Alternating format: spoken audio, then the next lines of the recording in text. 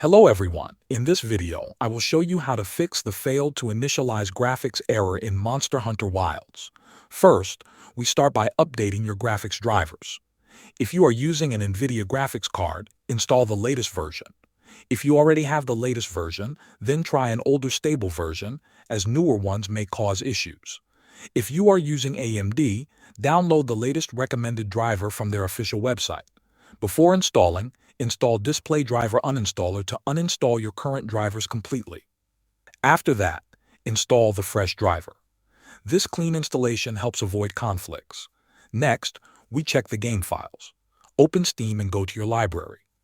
Right-click on Monster Hunter Wilds, select Properties, then go to Installed Files. Click on Verify Integrity of Game Files. Steam will now scan and repair any missing or corrupted files. This process is the same for any Steam game.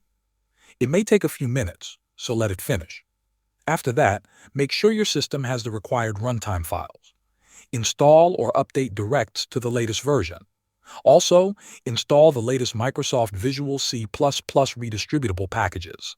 These are necessary for the game to run properly, and missing components can trigger graphics errors.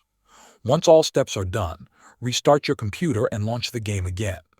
In most cases, the issue should now be resolved. Thanks for watching.